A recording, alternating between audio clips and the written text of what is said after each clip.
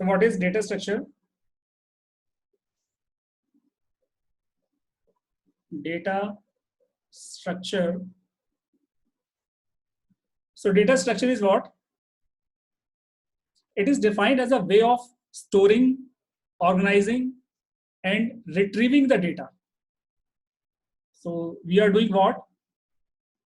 We are storing the data, and how to store the data, and how we retrieve the data. So retrieving,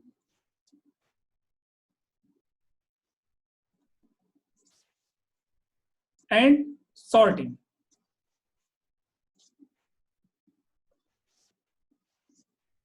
तो data structure में main काम जो हम लोग करते हैं वो डेटा को किस तरीके से स्टोर किया जाए, किस तरीके से रिट्रीव किया जाए, और डेटा किस तरीके से सॉर्ट किया जाए. सॉर्टिंग मीन्स आप डेटा को असेंडिंग ऑर्डर में, डिसेंडिंग ऑर्डर में, या किसी पर्टिकुलर फॉर्मेशन में आप चाहते हो तो वो हम किस तरीके से रखेंगे. तो डेटा स्ट्रक्चर का मेन पर्पस है what ever data you have, suppose आपके स्कूल का रिकॉर्ड है या आपकी किसी कंपनी का रिकॉर्ड है, तो उस पर्टिकुलर रिकॉर्ड को हमें पहले स्टोर किस तरीके से करना है, फिर स्टोर करने के बाद उसे रिट्रीव कैसे करेंगे और सॉर्ट कैसे करेंगे अकॉर्डिंग टू सम कंडीशंस.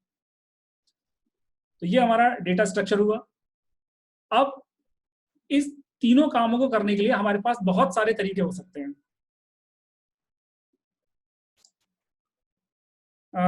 जैसे हम यूज करते हैं लिंक लिस्ट,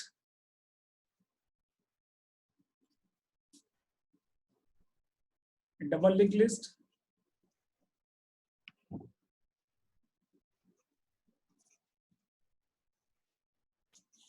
स्टैक,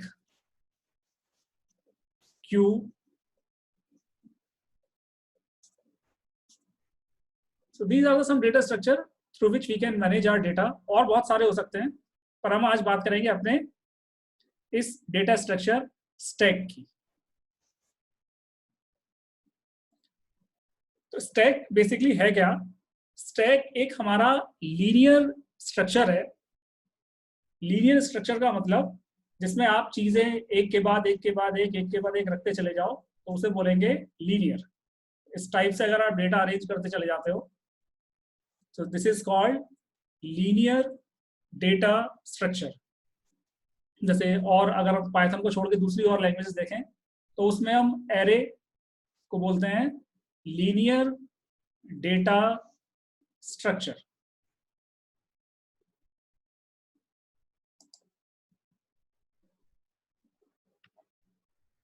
तो हम एरे को बोल सकते हैं लीनियर डेटा स्ट्रक्चर. अब स्टैक भी हमारा बिल्कुल सेम ऐसे ही काम करेगा. Stack is what? It is a linear structure in which insertion और डिलीशन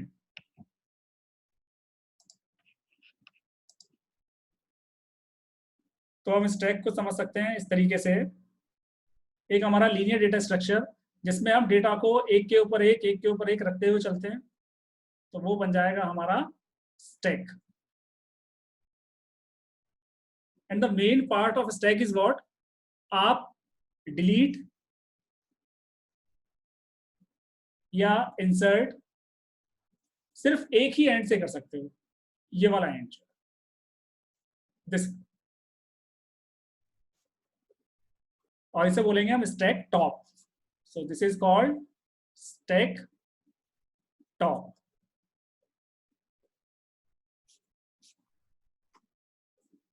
और इस प्रोसेस को डेटा स्ट्रक्चर में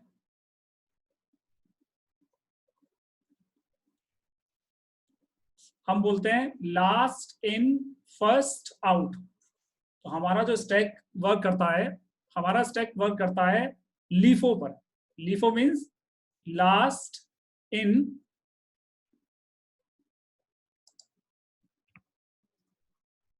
इन एंड फर्स्ट आउट.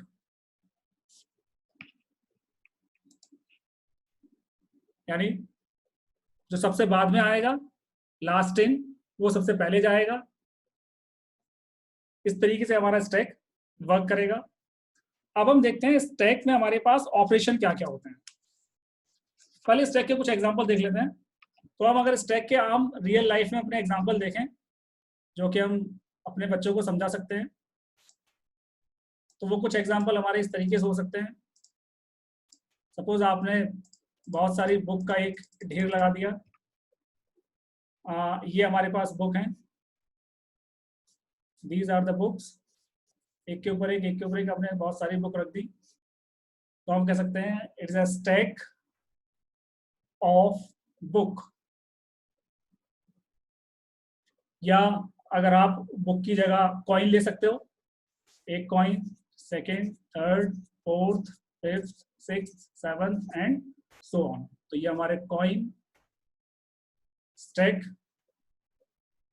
अब यहाँ पर मुझे करना क्या होगा, मुझे करना यहाँ पर ये होगा कि अगर मुझे सबसे ऊपर वाली बुक चाहिए या सबसे नीचे वाली बुक चाहिए तो मैं एक एक करके बुक को हटाऊंगा, तब अपने किसी पर्टिकुलर बुक तक पहुंचूंगा। तो अगर ये मेरी book number 1, book number 2, book number 3, book number 4, book number 5, तो सबसे पहले अगर मुझे बुक 3 रिट्रीव करनी है, अब एक तरीका तो ये हो सकता है कि आप बीच में से खींच लो, पर ऐसा नहीं। अगर लॉजिकली अगर हम देखें तो सबसे पहले बुक नंबर 5 को हटाएंगे, उसके बाद बुक नंबर 4 को, एंड देन हम पहुंच जाएंगे अपनी बुक नंबर 3 के पास।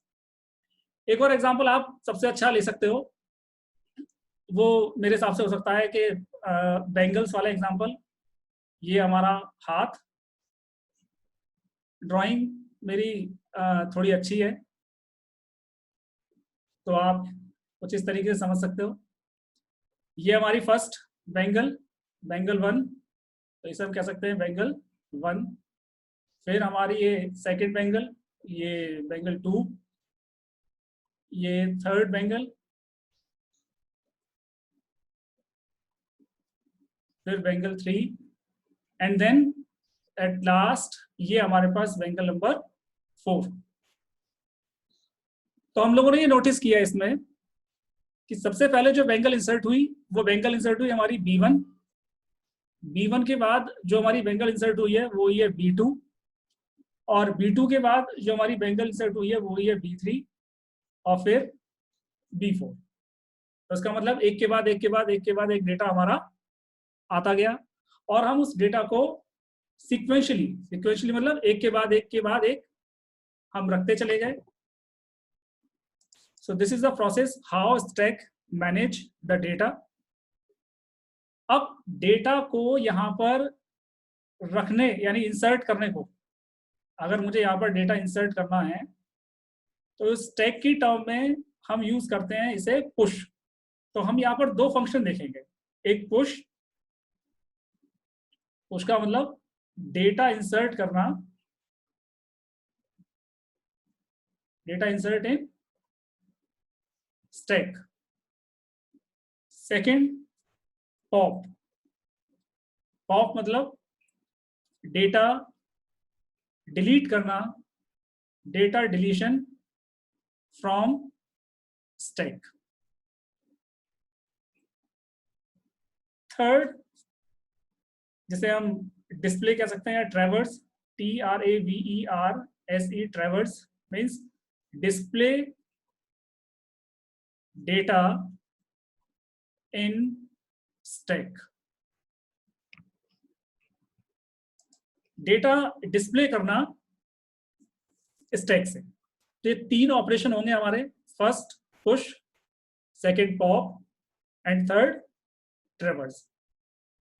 अब हम लोगों ने देखा डेटा स्ट्रक्चर में सबसे पहले हमें डेटा या ऊपर हमने देखा था स्टोर करना होता है।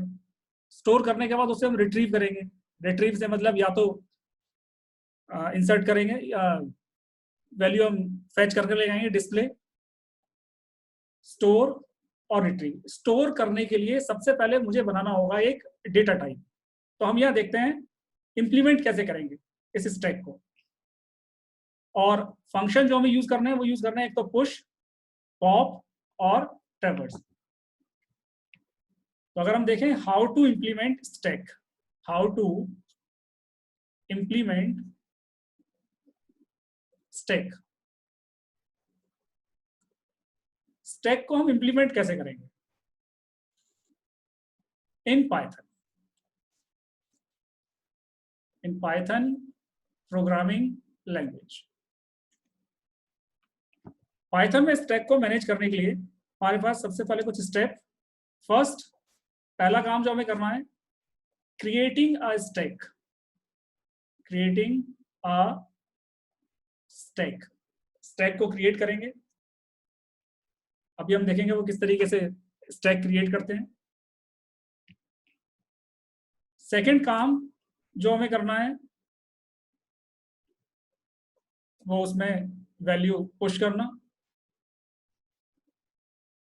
पुश का मतलब add the value in stack. Third काम जो हम कर सकते हैं, पॉप करना। पॉप करते वक्त हम ये चेक करेंगे कि हमारे पास स्टैक एम्प्टी तो नहीं है। स्टैक एम्प्टी है या नहीं है? अगर स्टैक एम्प्टी है तो इसका मतलब नो डेटा। अगर स्टैक एम्प्टी नहीं है तो डिस्प्ले द डेटा।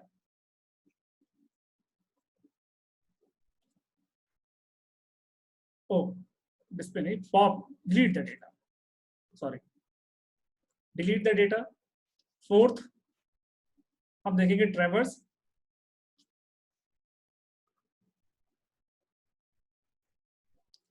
ट्रैवर्स का मतलब display the data, display stack. तो अब एक एक करके हम देखते हैं कि किस तरीके से स्टैक क्रिएट करेंगे, पुश करेंगे, पॉप और ट्रैवर्स करेंगे। तो फर्स्ट हमारे पास हमने देखा how to create a stack. Python में स्टैक क्रिएट करने के लिए हम लोग यूज करते हैं लिस्ट का। हम लोगों ने 11th क्लास में पढ़ाया होगा, लिस्ट, टपल और डिक्शनरी। तीन हमारे पास डेटा टाइप थे, तो उन तीनों डेटा टाइप में हम डेटा टाइप का इस्तेमाल करेंगे लिस्ट। तो हमने कोई भी वेरिएबल लिया। अब यहाँ पर मैं जो एग्जांपल लूंगा वो लेते हैं अपने इस हैंड का। ये जो हैंड वाला है, बेंगल वाला, इस एग्जांपल को हम लोग ले लेते हैं।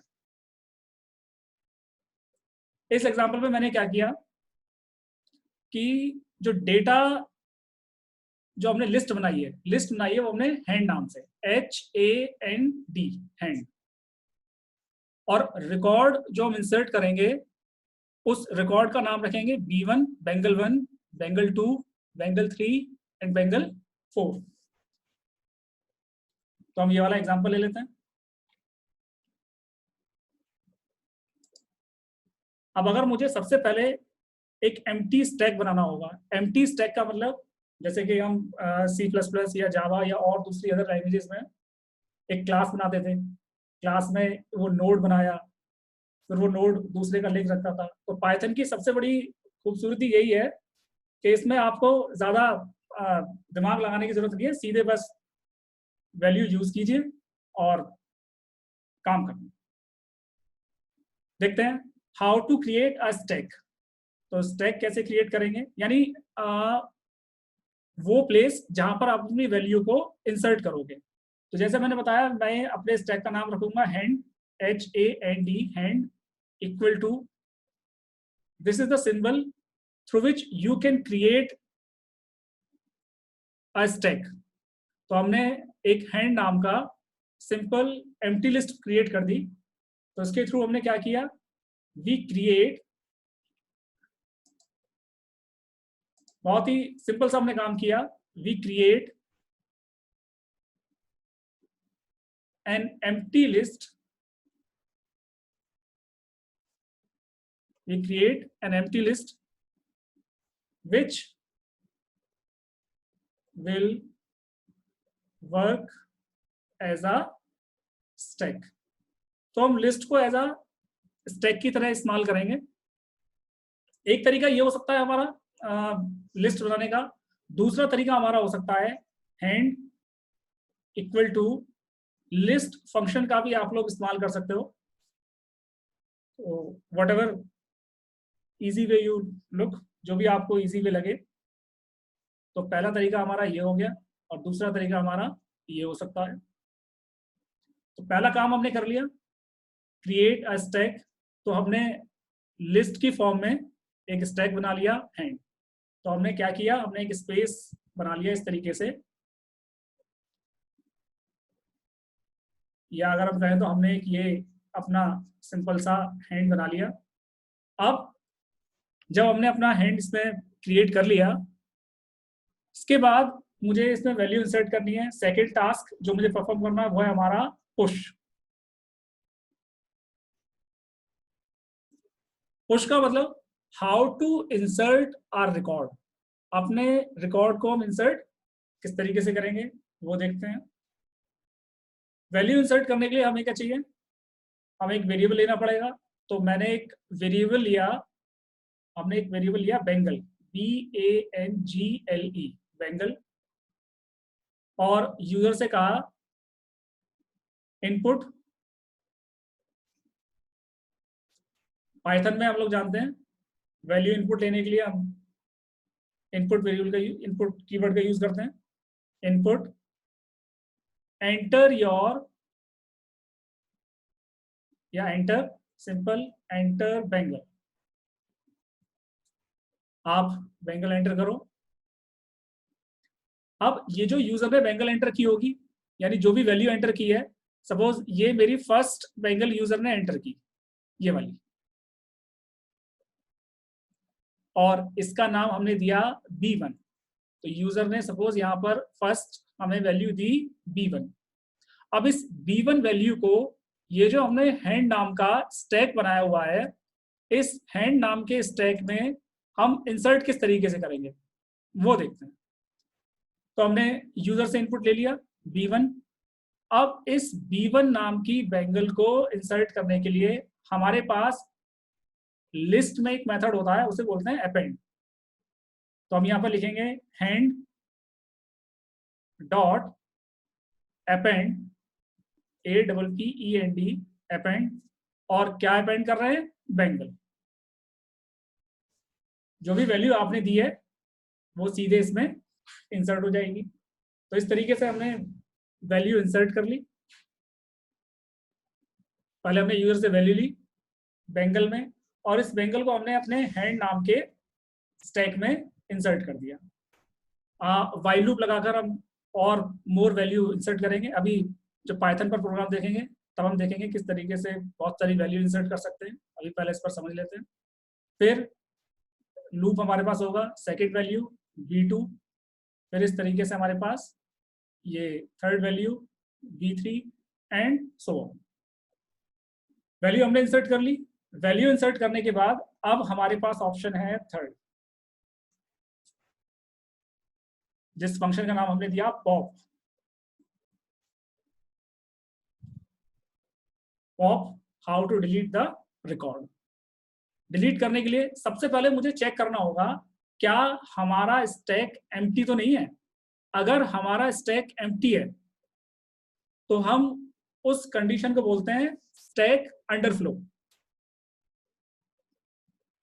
चेक करने का तरीका, इफ हैंड, जो हमने अपने स्टैक का नाम दिया है hand, equal to simple empty.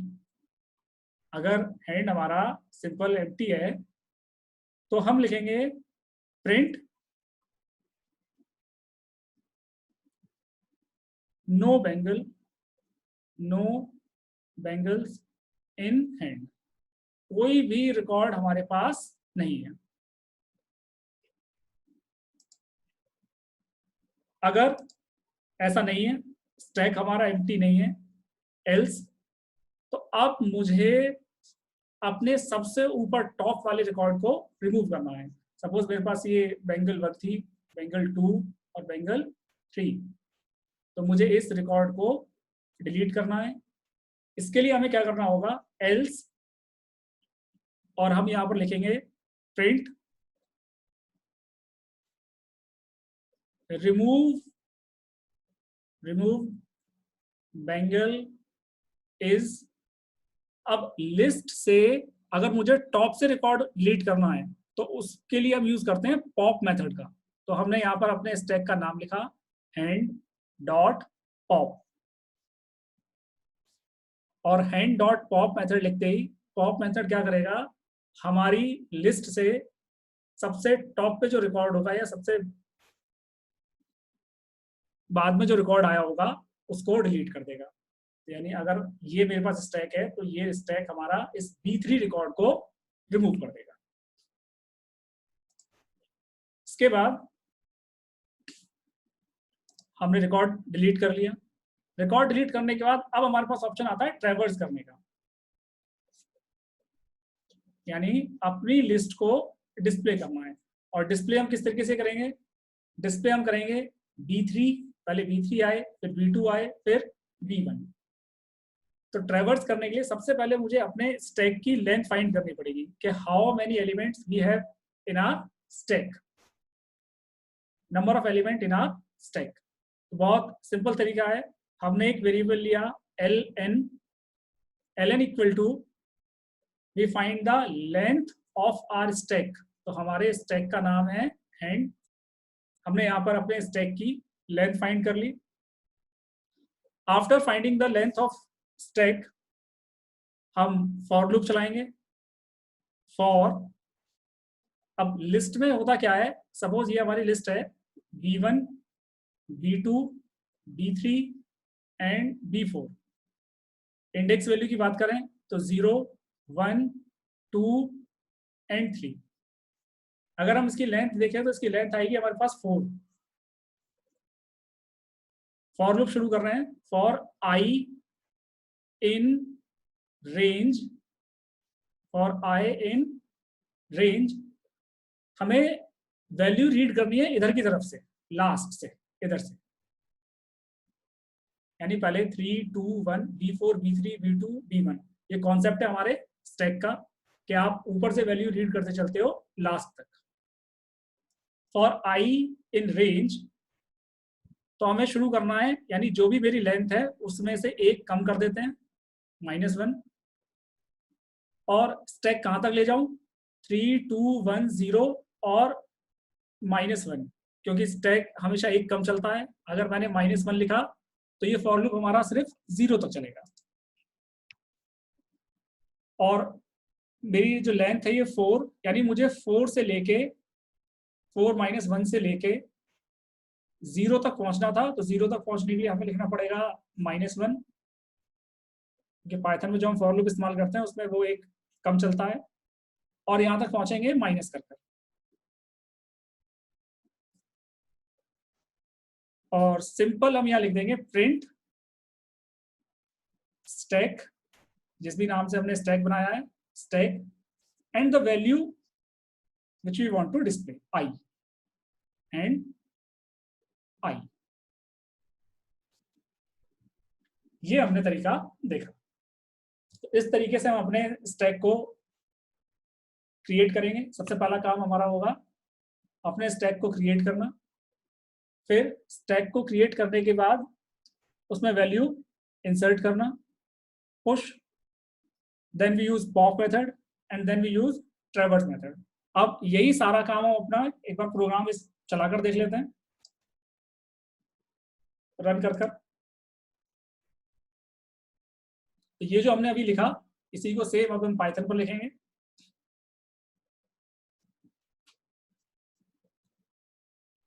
और मैं पहले स्क्रीन शेयर कर दूं आपके पास पाइथन की, ताकि आप सब लोग भी देख सको। ये हमारे पास स्क्रीन आ गई, new share untitled Python share.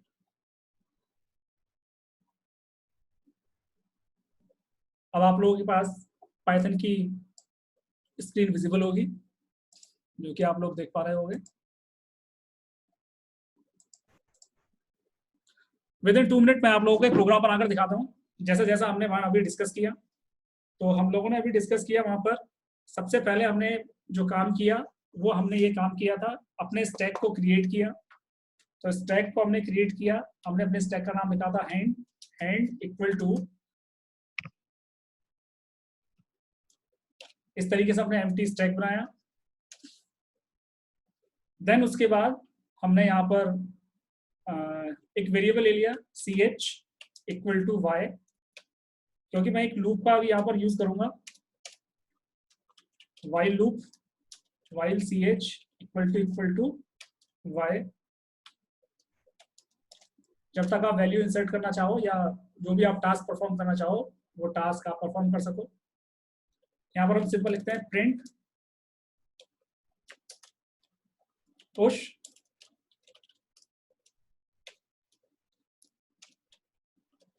Print we all are teachers. तो आप जैसा और अच्छा प्रोग्राम जैसा भी आप बना सको, मैं यहाँ बहुत ही सिंपल सी चीजें लिख देता हूँ। सेकेंड हम यहाँ लिखते हैं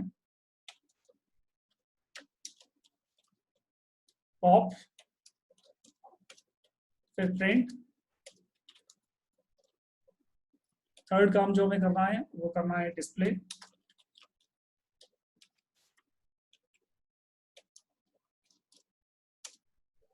यूजर से चॉइस लेंगे, चॉइस इक्वल टू इंट, क्योंकि इंटीजर वैल्यू हमने वहां पर लिखा है 1 2 3, तो हम लिखेंगे int input enter your choice and after that condition check कराते हैं। इफ अगर चॉइस इक्वल टू 1 हो जाए तब हमें क्या करना है। तो चॉइस 1 का मतलब हम वैल्यू इंसर्ट कर रहे हैं, तो वैल्यू इंसर्ट करने के लिए bangle equal to input enter Bengal.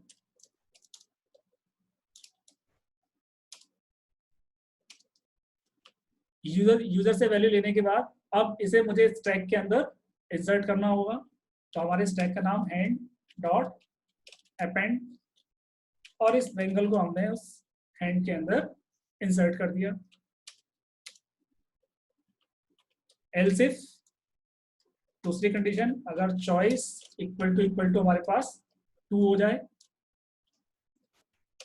तब मुझे क्या करना है, तब हमें ये देखना है पॉप। तो जब हम पॉप करेंगे तो हमने वहां पर देखा था कि पॉप करते वक्त मुझे सबसे पहले कंडीशन चेक करनी होगी, क्या हमारा स्टैक एम्प्टी तो नहीं है। If hand equal to empty, so this is the way how we create an empty list or check how to check whether our list is empty or not। अगर ऐसा है तो print stack is empty, या हम लिख सकते हैं hand is empty, hand is empty, no bangles, कोई भी बेंगल नहीं है। एल्स अगर ऐसा नहीं है और वैल्यू है हमारे स्टैक में तो प्रिंट रिमूव्ड बेंगल इज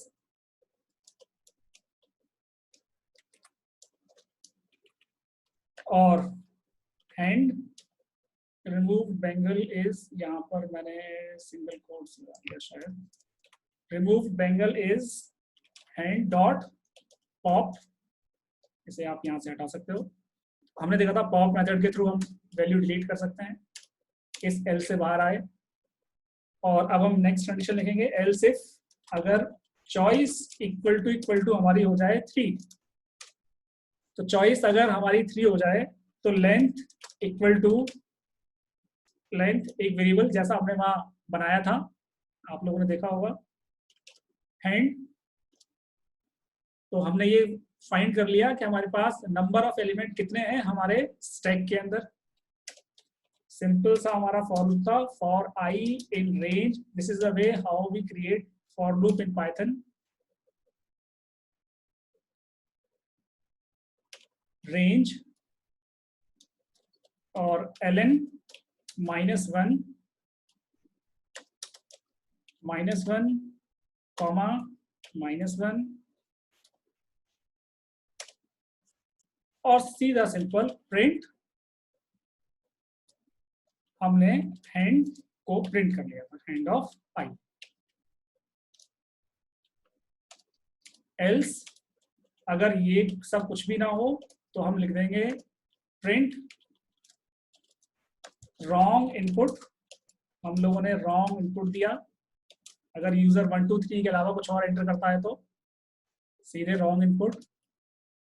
और एट लास्ट हम यहाँ लिखेंगे ch इक्वल टू इनपुट, जो ये चेक करेगा, बार बार यूजर से पूछेगा do you want to continue, do you want to continue.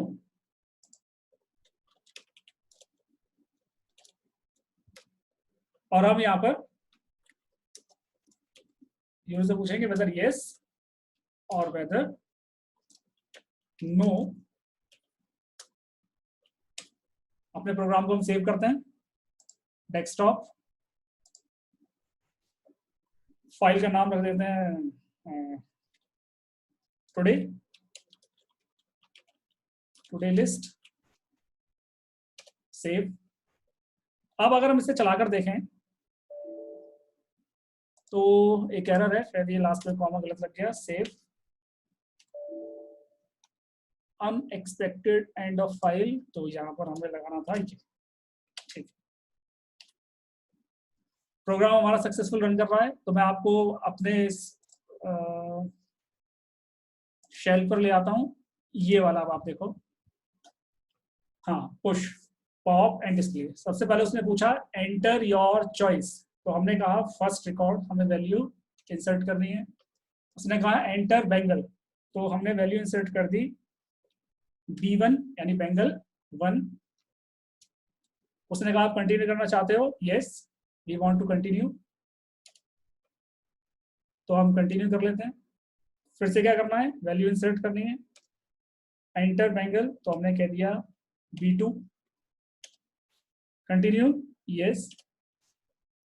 Next enter your choice, फिर से हम वैल्यू इंसर्ट कर लेते हैं, तो B3, थर्ड बेंगल एंटर की, 4 बेंगल एंटर करते हैं, उसके बाद फिर डिस्प्ले कर लेंगे, फिर से कंटिन्यू करते हैं। हाँ, फिर से वैल्यू पुश करनी है, तो आप चेक कर सकते हो, एंटर बेंगल, हमने यहाँ लिखा B4, तो 4 बेंगल हमने इंसर्ट कर ली। अब पहले डिस्प्ले कर लेते हैं थर्ड, और do you want to continue, ये थोड़ी गड़बड़ हो गई। तो आप इस तरीके से चलाकर देख सकते हो। मैं इसे दोबारा आपको रन करके दिखाता हूँ।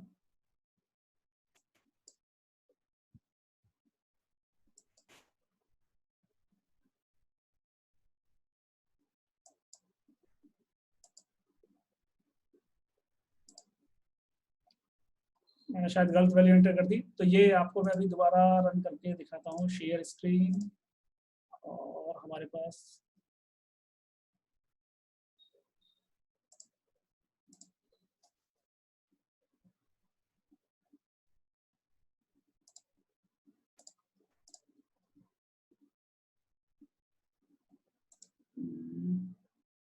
ये रहा शेल हमारा।